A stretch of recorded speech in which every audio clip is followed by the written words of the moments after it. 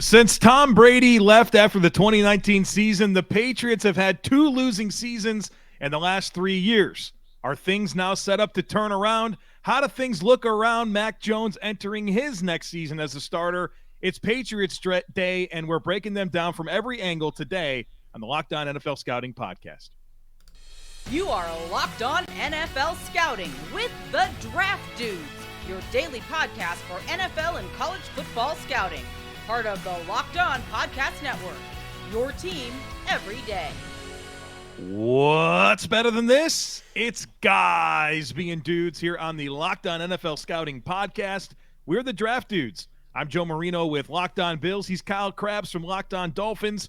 And we are your NFL experts here with you daily to talk team building across the league on the Locked On NFL Scouting Podcast with the Draft Dudes, part of the Locked On Podcast Network, your team every day. We'd like to thank you for making Locked On NFL Scouting your first listen every day, and a big welcome to our everydayers.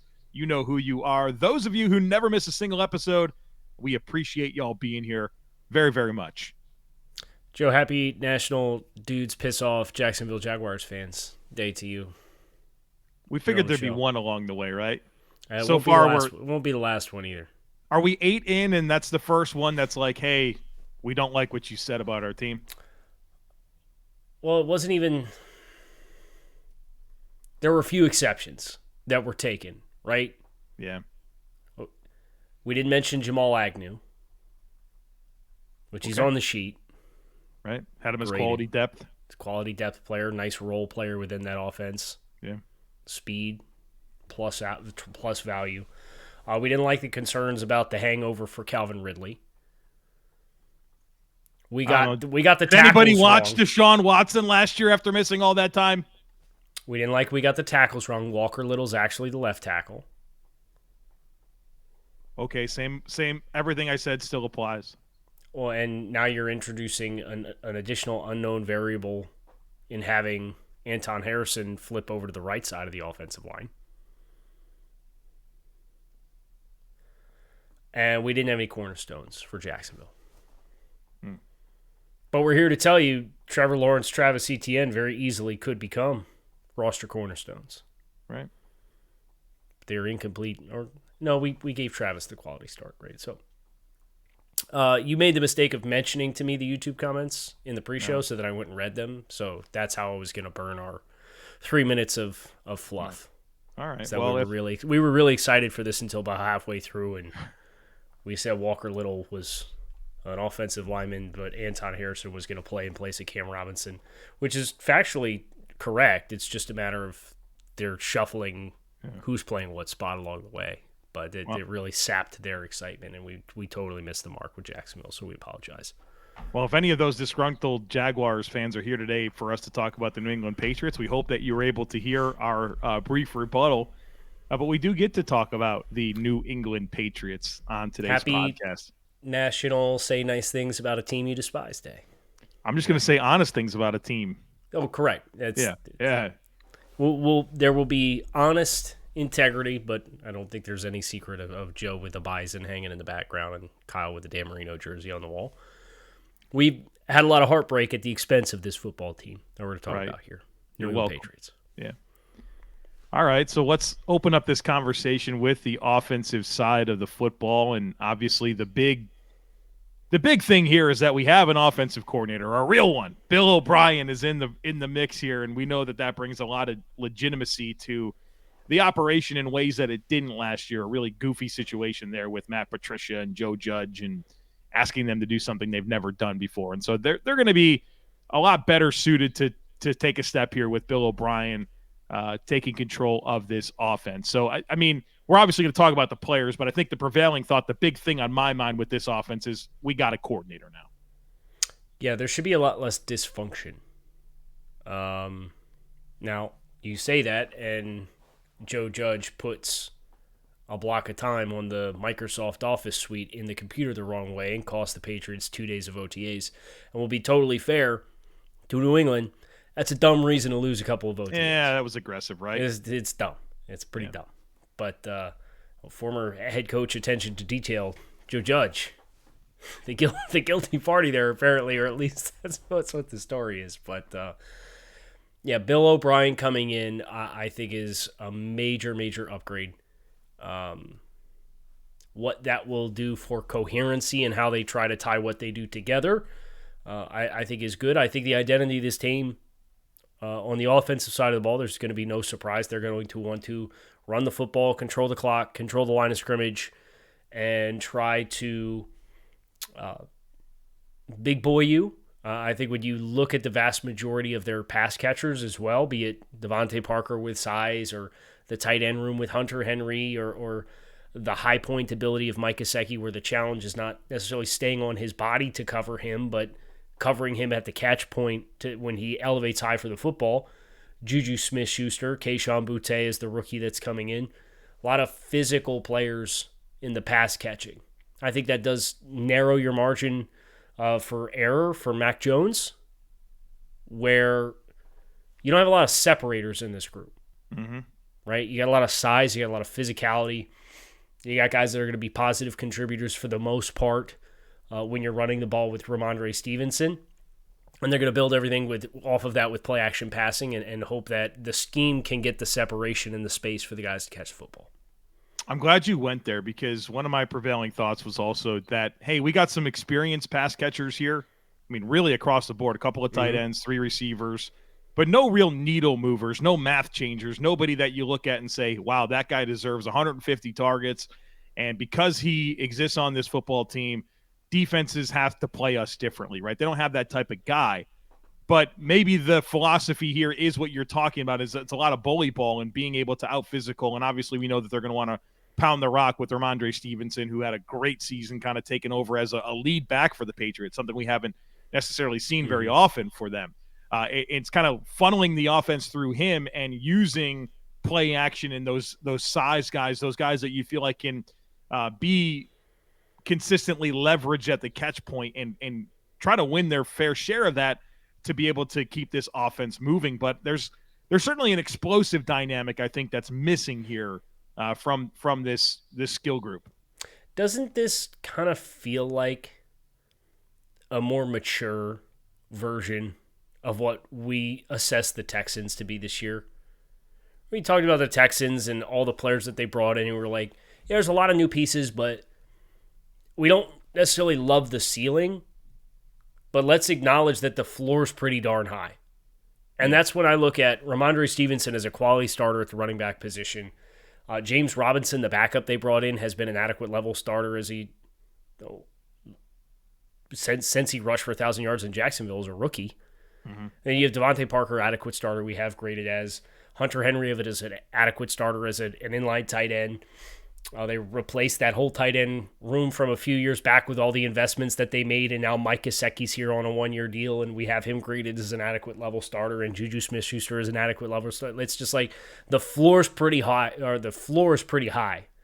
The problem is the ceiling's not, so the pressure falls back into the coaching to cover the distance when you get into late in games, and that's always kind of been the Patriots' formula, right? Things are going to be close. We're not going to do the self-inflicted wounds at the end of games. And that's where we're going to win the football game. We're going to talk a lot about the offensive line in segment 3, but just any general thoughts here that you have with the makeup of this group. I know Cole Strange was a debated first-round pick, and I thought he stabilized a lot, especially later in the season, kind of that back 25% of the year. I thought he settled in and played some good football. And then, a couple of guys that have been there for a long time, and David Andrews and Trent Brown, their left tackle and center. Mike Onwenu, I'm a big fan of at right guard, a really powerful player that leans into their identity. And then I'm concerned about right tackle. I thought Riley Reif, for a Bears offense that really kind of needed him, I thought he was inconsistent. And I'm not sure. I think his best football is very clearly behind him. So how do you feel about this offensive line? In depth concern. I had a really hard time separating the execution of the actual players with just how incoherent what they did offensively was. I mean, there was watching that film and watching Isaiah Wynn, who I've obviously familiarized myself with to a deeper degree because he signed a 1-year deal with the Dolphins, and they changed schemes. They changed offensive line coach. They changed offensive coordinator. They had your tackles both change spots. Your right tackle went to left tackle, and your left tackle went to right tackle. All in the same year, and you very clearly, the first half of the year, just you didn't know what you were doing offensively. Before you were like, oh, why don't we just go back to do the stuff that McDaniels did that everybody knows how to do because it's been the same system for 15 years. And magically, we look a lot more coherent running the football. We're more balanced. There's less assignment busts and guys running into space and not touching anybody to try to block. So that's the big mystery for me with this offensive line. Now, I think largely, I feel like I have enough of a workload volume for Andrews and Trent Brown to know what they are. Reef wasn't in that situation last year, so I feel like you know what he is at this stage in his career. I would agree with you. I think Cole Strange, his evolution is a perfect embodiment of weird. You went back to what everybody else knew what was happening, and it was stable, and then you started to see the progression from him. So I really struggled with that. And I struggled with that to some degree for Mac Jones as well. But obviously there's the previous season and our evaluation of Mac Jones coming out of Alabama and what the physical skill set is there. I think that painted a little bit more of a clear picture of where I think the ceiling for some of these players on the offensive line is higher than where we may end up coming to consensus. We have to come to consensus about almost the entire offensive line. And I think you did a really good job right there of buttering me up to kind of see your angle on some of it, because I think you're higher on some of these. I am higher on some of these guys than you are when we came and compared notes at the top of the show, but it was a you-know-what show. Yeah. So, you talk defense? Yeah, let's talk defense, but before we get there, how about Built Bar? Guess what showed up yesterday on my door? The red velvet cake puff, Kyle, and let me tell you, they're not better than brownie batter, but they're my number 2. These are awesome. These are really, really good. One of the limited time flavors that are out there. And of course, Built Bar, the best tasting protein bar on the planet. Other limited time flavors right now, they have the vanilla puff. I just ordered that. And the coconut brownie chunk puff. So I have a box of that on the way as well. There's always fun flavors coming through at built.com. And they're really fun because they're healthy and they're delicious. They're delicious because they come in great flavors like I just talked about. And, of course, they're covered in 100% real chocolate, but they're also low calorie. They're low sugar. They're high in protein. This is 16 grams of protein, 140 calories, 7 grams of sugar. That's awesome. And it tastes like you're eating a candy bar, and it's good for you. Love that. So check them out. Go to built.com. Use our promo code LOCKEDON15. It'll get you 15% off your next order. But you can also head on over to your local Walmart or Sam's Club and get a box off the shelf. Folks, we hype these things up. We love them. Check them out. You'll thank us later.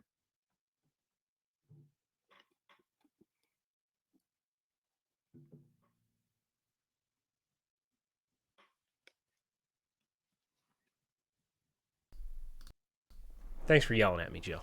We're back. Defensively, New England Patriots.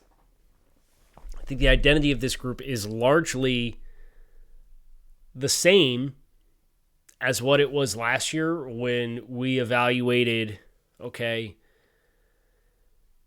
really deep safety room, physical linebacker play. We're rolling deep up front with capable players. I think the addition of Christian Gonzalez, if he's able to find his footing fairly early on, will add a really, really nice and needed extra element to the cornerback room. And I kind of feel if you ask me my general theme, I don't know where the ceiling is with this group, but I again feel like the floor is high. But I also trust if you're going to get the ceiling production from either side of the ball, it's probably Belichick in the defensive side of the ball. What I really like about this unit is the potency of the pass rush, and I thought we saw that really come together last year with Matthew Judon and what he can bring to the table, but Deatrick Weiss, who just is such a steady player. I thought he had his best season as a pass rusher last year. Christian Barmore, who I think, if he can stay healthy, can be a really, really dynamic penetration style player, and his pass rush has been really impressive through 2 seasons. And then how about Josh Uche, what he was able to demonstrate with that burst and that bend off the edge. Keep him off the field on 1st and 10 and 3rd and 2. long and late downs, this guy, dial him up. I mean, he's going to put a lot of stress on whoever's in front of him to stay square because he's so twitched up and athletic and flexible. And so I think that group of rushers, and now you added Keon White, who's really athletic to the mix. And that's really where I think that this defense, where the conversation has to start is those guys, what they were able to do affecting quarterbacks last year. And, that's the strength of the unit. Yeah, I agree with you as far as the potency of the pass rush group. And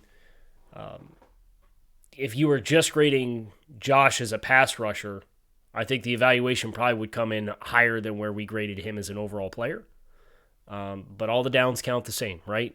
1st and 10 is 1 snap. 3rd and 12 is 1 snap. 3rd and 2 is 1 snap. So the value that you bring, now you could say from a positional value perspective, Uche is probably one of the more important players on this team defensively, and I would agree with that. And I think in right now, I just view him as a skill-specific type of player. And if he can take the next step and be more effective on running downs, I think you're going to have a really, really nice development for this team as far as personnel flexibility and what you're able to do against all opposing personnels. But right now, I would just be pretty leery about having him out there against 12 or 21 when it's 1st and 10 and you got a legitimate threat to run the football, or in short yardage situations where you might be getting into needing to squeeze and condense gaps, or being left unblocked and having split flow come at you on the end of the line of scrimmage, because he took some big time L's in that capacity. So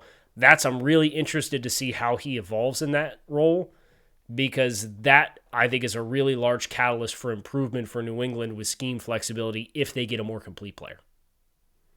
I want to lean into your background for a question that I have here about this back seven. I know that you had a lot of time with Brian Flores and this style of defense.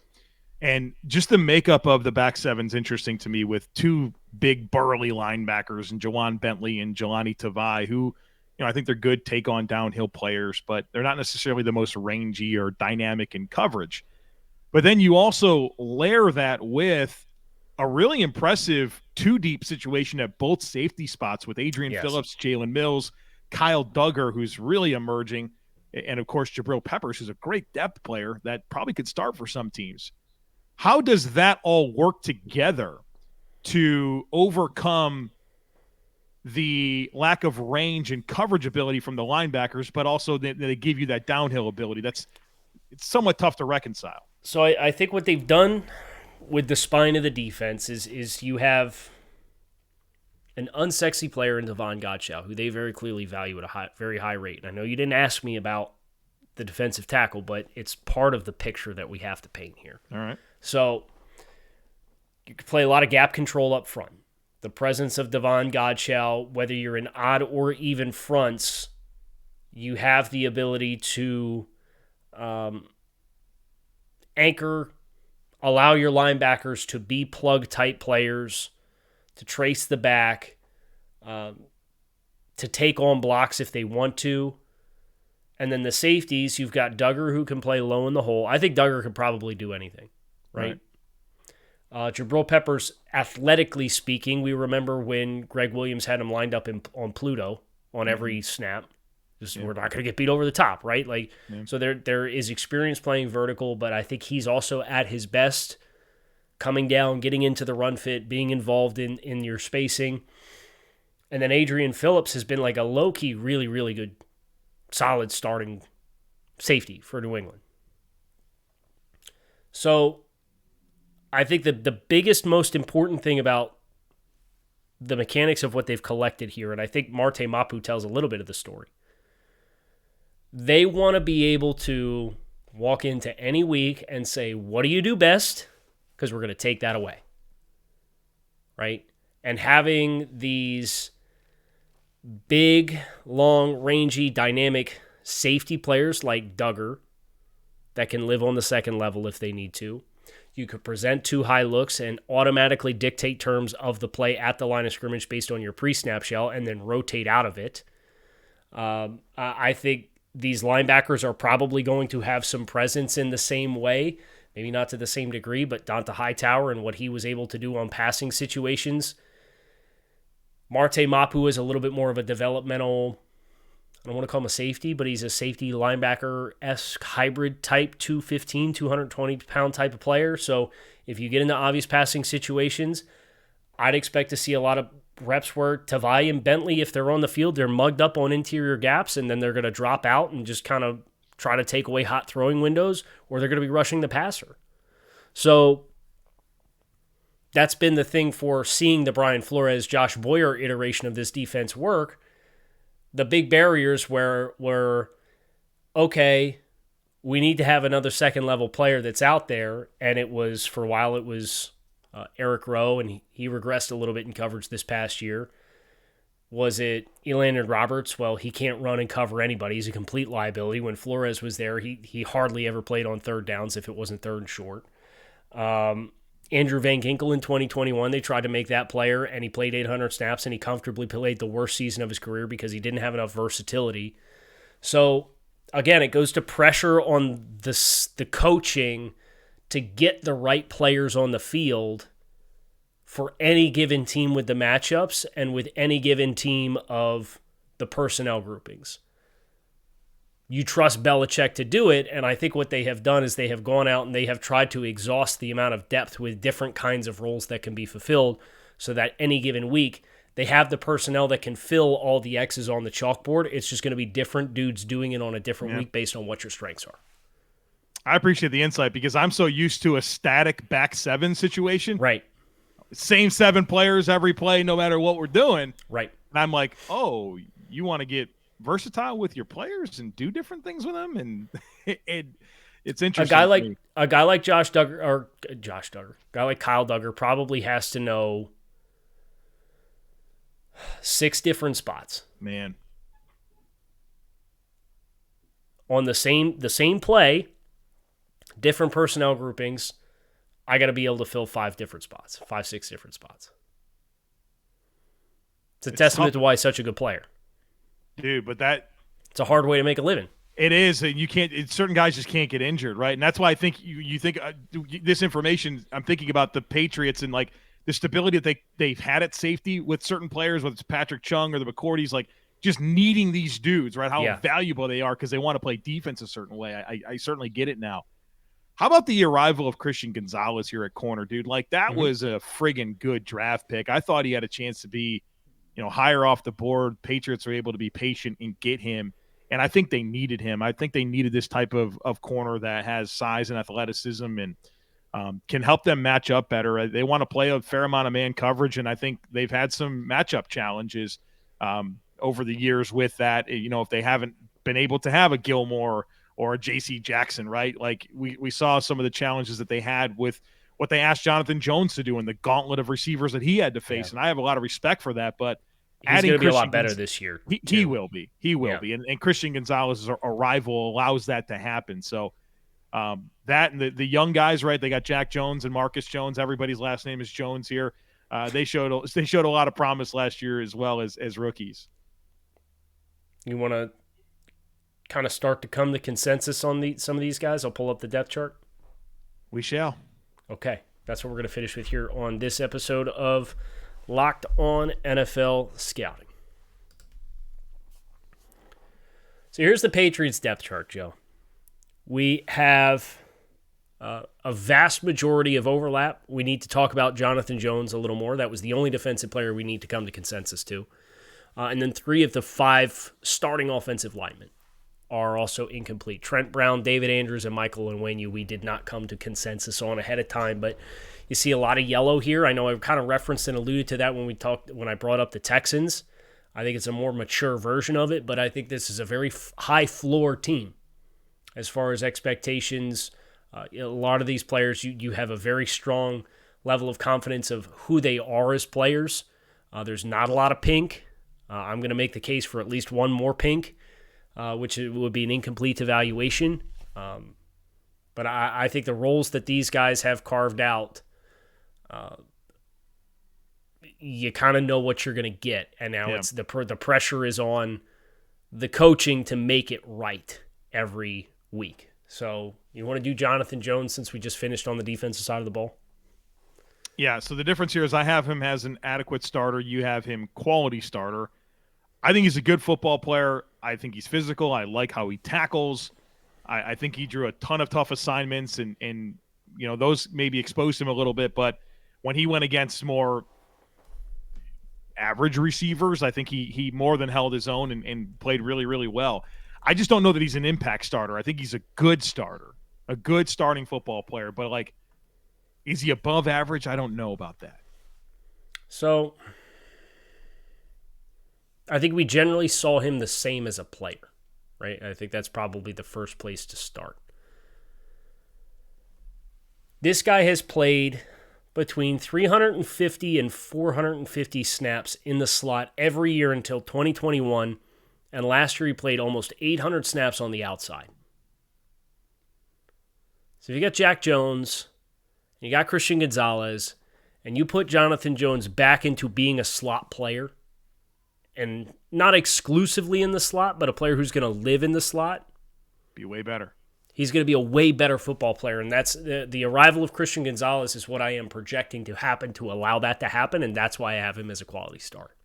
So you think they play Jack Jones as the other outside corner and John Jones inside? That's what I would do, yes.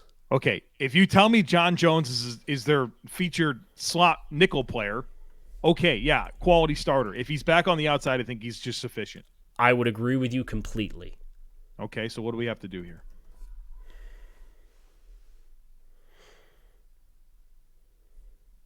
Well, I'm looking to see any intel so that we don't get yelled at.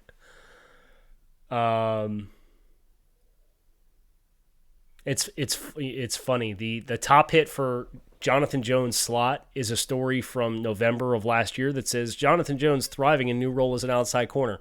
And then the fifth story is Jonathan Jones looking to bounce back in 2023.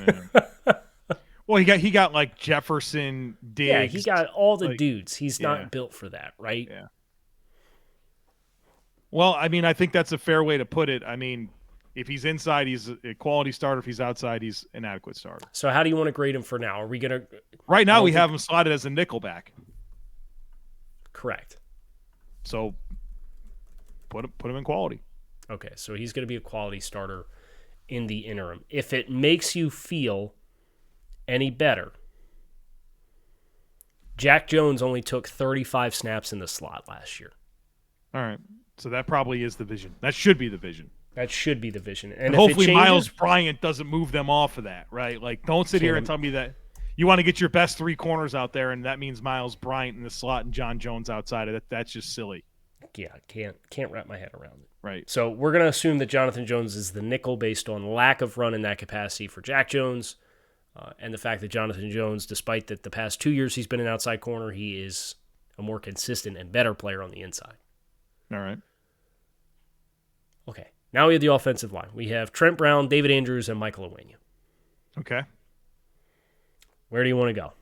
Well, I want to go with acknowledging what you said at the beginning of that, because I think that's fair. And looking at Trent Brown specifically, like, he had uncommon amounts of sacks allowed, uncommon amounts of penalties. His play was very uneven, and I think a lot of that's tied to not only switching to left tackle, but the dysfunction of the offense in general. He's a better player and has proven to be a better player than what he showed last year. And so Correct. Foiling it all together is where it gets tough. The impression on my mind is last year. I think that's why I came in as an adequate starter, and I think that you having him as a quality starter is being more mindful of the big picture. Correct. So if you want to put more emphasis on what he was last year, I would be on board with putting him in as an adequate starter. The question is, do you believe that with not having Matt Patricia as your offensive line coach and your primary play caller anymore, in year 2 of you playing left tackle in this system, is that enough? It's a bit of a mystery box. I think he's going to play better than he did last year. But do I want to give him the blue label, right? Because that's where you have him.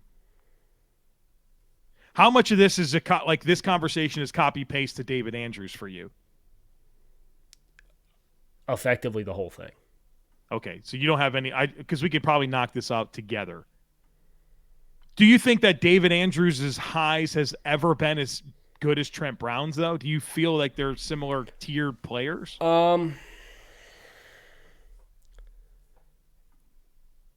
Yeah, I think David Andrews was a stretch where he was probably a top 5, top 8 center in football. Now they're both like over 30. Right. He's aging now, so I understand that there's some regression in that capacity that we need to be mindful of. But especially Andrews, like you could say whatever you want about Trent Brown, where he's done the thing where he's been in New England, he's been in San Francisco, he had a stop with the Raiders. Do you know the last time he played left tackle? Last year? No, he played right tackle last year. You talking about Trent Brown? Yes. Go ahead. He last played left tackle in 2018. And spent 19, 20, and 21 at right tackle, including 21 in New England at right tackle. And then amidst the scheme change, came back and had to learn how to play left tackle. For the first time in 5 years. And had 13 penalties.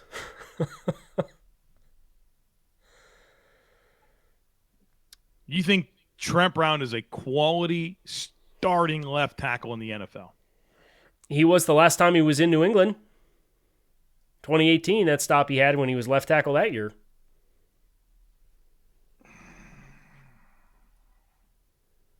How about this? How about we put Trent Brown as an adequate starter because he is still playing left tackle when his most recent summary was at right tackle, and we put David Andrews as a quality starter.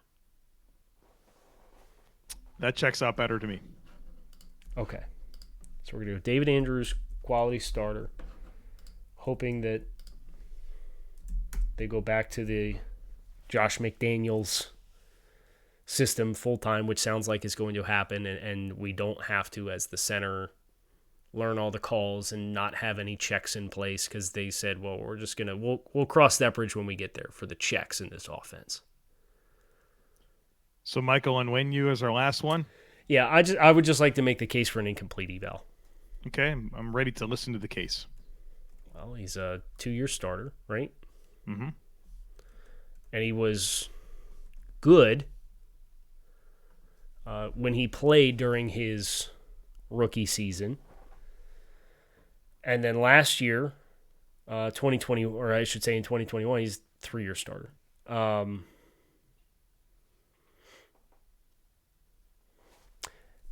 Didn't it? Correct me if I'm wrong. Did he not end up being like, for a stretch of time, be the rotational offensive lineman in 2021? Yeah, that was 2021. Absolutely. Played all over the place and was like a utility guy. So he'd started the first 4 games at left guard, and then he spent the next 5 games at right tackle, and then went back to left guard in week 17 and played 30 snaps. So he played 290 snaps at left guard, 276 snaps at right tackle, and 2 snaps at right guard for Onwenu. But last year, they figured it out, played him at right guard, and started every game, and I thought he played really well. Okay. Quality starter? I think he is. I mean, I'm last fine year with for that. sure. Yeah, I'm fine with that. All right. I thought last year's resume was adequate level starter, but if I'm going to apply the same stuff that I'm applying to David Andrews and Trent Brown while acknowledging that he was really good as a rookie, and then like he played almost 100 snaps at tight end in 2021 too. Yeah, he's just random. Right. Onwenu was Joe Judge and Matt Patricia proof, man. You got to hand it to him. That is perhaps the greatest compliment that you could give. Right? He's the only one that didn't regress. Right. So that's So the there it is. Patriots. Any big picture thoughts here as we wrap this team up? I think the way that you put it as a high floor team is a really good lens, and I think that puts them in this 7 to 9 win bucket where it's like that's kind of your expectation, and then how the coaching staff maximizes these players is the difference between them being a 7 to 9 win team and like maybe being in the hunt, and then if you can be a 10-win team, you're probably like really firmly there as one of the wild card teams. Right. I would agree. Okay. Let's hope that this iteration of their kicker and punter is the ones that they can roll with, because that's been a really, really unique situation over the last few years with them figuring out their kicker and punter. Let me ask you this. If you were to put Cole Strange in a bucket right now, obviously we don't have to, and that's kind of the point. Yeah. But if you had to put him in a bucket, what bucket would you put him in? Yellow for adequate starter. I would agree. Yeah. Okay, so that I actually did a lot of the work ahead of time on this. I won't pull this sheet up, but I will share this tidbit of information.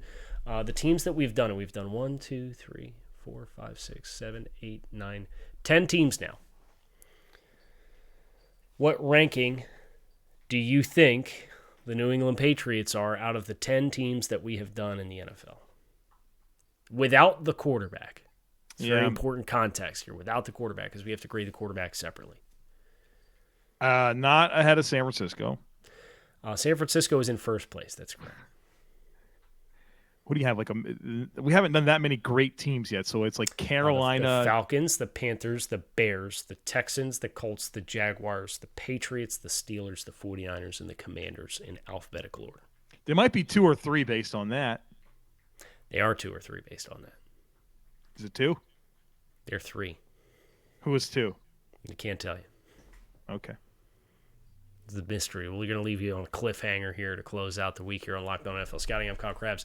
He's Joe Marino. We are the Draft Dudes. Thanks for checking out Locked On NFL Scouting. Hit subscribe. Come on back. See us again. You can find us on YouTube or wherever you listen to your favorite podcasts. Make it a great weekend. We will be back on Monday to talk about the quarterback class of 2021 and the situation of those first-round quarterbacks as they enter their 3rd season in the NFL.